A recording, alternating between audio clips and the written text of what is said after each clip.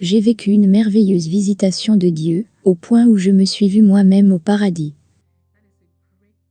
C'est un grand témoignage que je veux partager avec tout le monde, à quiconque veut m'écouter, ou quiconque me regarde en ce moment.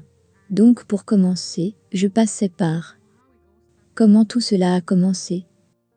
C'est que je traversais un problème dans ma vie, où je me sentais trahi. J'étais déçu. Et je sentais, comme si j'avais laissé tomber Dieu, de beaucoup de façons. Que la confiance qu'il avait placée en moi, et toutes ces choses, que je l'avais laissé tomber. Et j'avais juste l'impression, que peut-être que Dieu en avait assez avec moi, avec mes faiblesses constantes, mes erreurs incessantes, et tout le reste. Et donc, je ne savais pas que l'amour de Dieu pour nous, pour ses enfants, pour nous tous est éternel. Donc je me sentais tellement mal, que j'avais trahi la confiance du Seigneur. Je me suis enfermée en moi-même. Je n'allais plus à l'église régulièrement. Je ne priais plus avec ferveur. Je ne lisais plus la Bible avec ferveur. Je me suis juste enfermée en moi-même. Et pendant cette période particulière, j'étais déprimée, et tout le reste. Je m'enfonçais de plus en plus profondément, loin de Dieu, je m'éloignais juste de Dieu. Et je me sentais tellement mal à ce sujet, à chaque fois.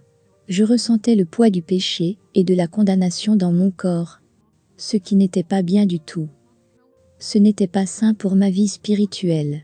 Et donc un jour fatidique, je suis allée au lit. En fait, je suis allée au lit très tard. Je suis allée au lit à 4h35 du matin. Et donc quand ma tête a touché l'oreiller, immédiatement je me suis vue moi-même debout. Je me suis vue moi-même debout, mais j'ai vu mon corps, toujours allongé sur le lit. J'étais donc confuse. J'étais comme, mon Dieu, suis-je morte? Parce que c'est la seule explication de ce qui m'arrive en ce moment. Et donc je me suis vue moi-même debout, et je me voyais étendue sur le lit. Je me voyais donc, et j'étais tellement confuse. Alors que j'étais dans cet état de confusion, j'ai senti comme quelque chose, qui me tirait vers le haut, comme un puissant aimant, qui me tirait vers le haut, dans le ciel. Maintenant que j'ai cherché profondément à comprendre dans les Écritures, je sais maintenant que cette puissance était la puissance du Saint-Esprit. Donc je l'ai senti me tirant vers le haut dans les cieux, comme si je sortais du building, dans le ciel. J'allais dans les nuées et le ciel. Je m'en allais juste vers le haut. Et je suis allée jusqu'à ce que j'atterrisse quelque part. Où j'ai atterri, j'ai vu un endroit que je n'avais jamais vu auparavant. La beauté de cet endroit, la magnificence de l'endroit était tellement incroyable. Je ne pouvais pas croire que j'étais réellement là où j'étais. Mais j'ai compris plus tard où j'étais réellement. J'ai ressenti cette paix. La haine, l'amertume et la négativité, le manque de pardon, qui était en moi, avaient juste disparu. La seule chose que je pouvais ressentir était la paix et l'amour. Je ressentais une extraordinaire sensation de paix et de calme, dans cet endroit.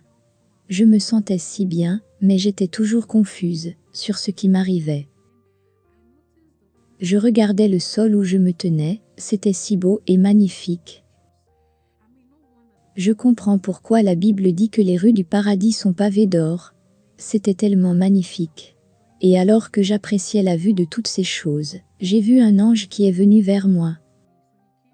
Il est venu à côté de moi et m'a dit, « Ne sois pas effrayé, suis-moi. » Il avait une telle autorité. Et j'ai dit d'accord, je vais te suivre. L'ange était habillé en blanc. Il était habillé. Il avait une ceinture d'or attachée autour des reins. Je sais qu'habituellement, les anges sont toujours vêtus de blanc, mais je ne l'avais jamais lu, ni même l'avoir vu auparavant, où les anges étaient habillés avec une ceinture d'or. Une ceinture d'or attachée tout autour des reins. C'est après cette révélation que j'ai approfondi les Écritures et que j'ai vu dans Daniel chapitre 10. Quand Daniel a eu la vision, il a décrit l'ange qu'il a vu comme une personne qui avait une ceinture d'or tout autour des reins. C'est là que j'ai confirmé cet aspect particulier de mon expérience, de mon témoignage.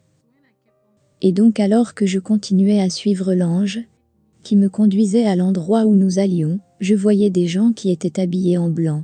Ils étaient en rangée, après rangée, et ils étaient tous habillés en blanc. Je ne pouvais pas voir la dernière personne, qui était dans la rangée au top. Mes yeux ne pouvaient pas voir la dernière personne. Ils étaient tous assis, et me regardaient comme ça. Et je me disais, où suis-je? Quand l'ange s'est arrêté, je me suis aussi arrêté à côté. Et puis j'ai vu quelqu'un, le dos de quelqu'un qui était habillé en blanc. Immédiatement j'ai reçu la connaissance que c'est mon Seigneur Jésus-Christ. L'ange ne me l'a pas dit, personne ne m'a dit. J'ai juste su que c'était lui, que c'est lui. Je voyais Jésus en ce moment, et je pleurais juste abondamment. J'étais comme, merci Jésus, je t'aime tellement, je t'aime. Merci Seigneur. Je pleurais et pleurais, non pas par tristesse, mais à cause de la présence écrasante de Dieu. Et je pleurais juste de manière incontrôlable. Puis je suis tombée à genoux sur le sol. Puis Jésus-Christ, quand il s'est retourné, ô mon Dieu, quand il s'est retourné, la lumière qui brillait de lui, c'est quelque chose que je n'avais jamais vu auparavant. C'était tellement brillant, tellement grandiose, et tellement énorme, que mes yeux ne pouvaient pas supporter. J'ai littéralement fermé les yeux comme ça. Je me suis juste enfermée comme ceci, je ne pouvais pas regarder cette lumière, c'était tellement brillant.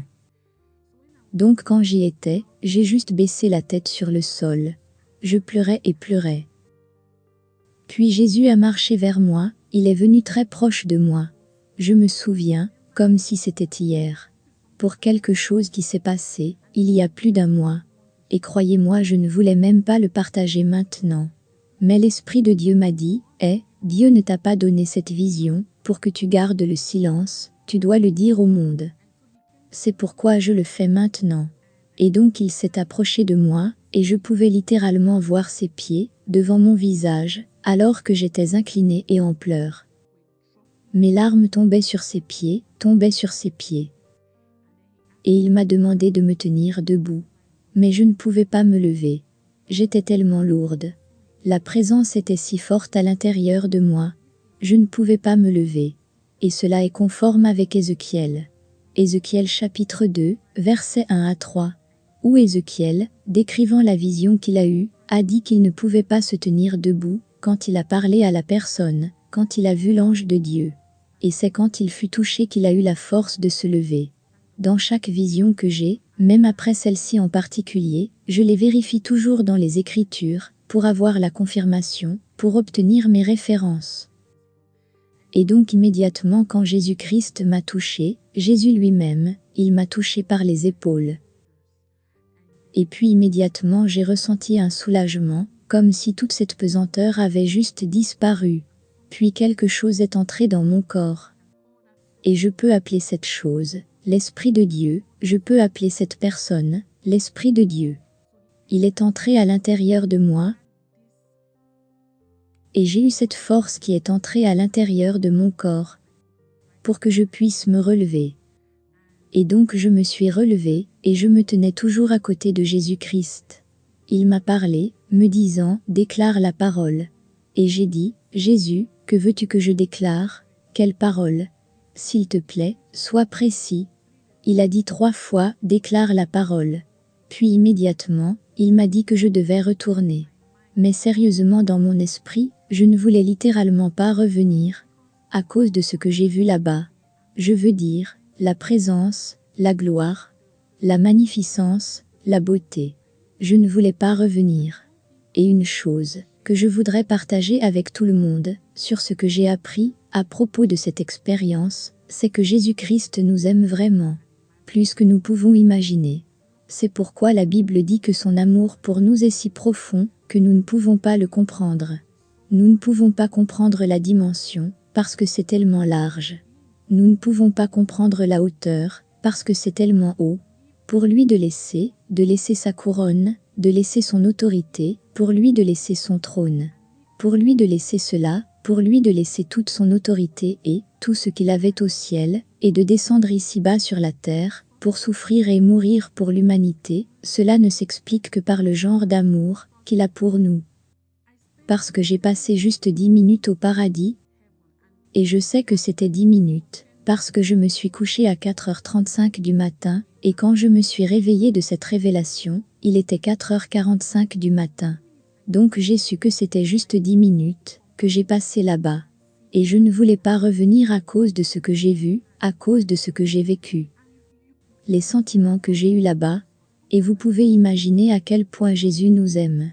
C'est à raison qu'aucun ange ne pouvait prendre notre place, à l'exception de Jésus-Christ. Pour nous montrer le genre d'amour qu'il a pour nous. Et donc comme j'hésitais à revenir, le même ange qui m'y a amené, a commencé à venir pour m'en faire sortir. Et donc pendant qu'il me faisait sortir, j'ai senti cette poussée sur mon dos, comme une grande poussée, et j'ai commencé à tomber. Je tombais jusqu'à ce que je me réveille. Quand je me suis réveillée, j'ai vu des larmes physiques sur mes joues, mon nez coulait, et les oreillers étaient couverts de larmes.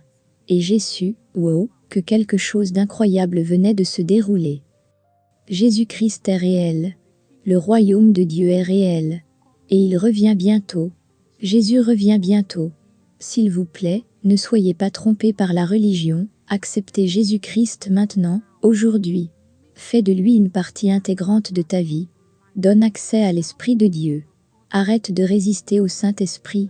Permets-lui d'entrer en toi, et de te remplir, et de te transformer. Faire de toi, la femme ou l'homme de Dieu, que Dieu veut que tu sois. Tu vivras une vie de justice en Christ. Ne te soucie donc pas de comment tu vivras cette justice. Ça c'est le travail du Saint-Esprit. Laisse-le faire la transformation. Il a le pouvoir de transformer. Permets-lui donc de te transformer. Accepte Jésus-Christ, accepte-le aujourd'hui.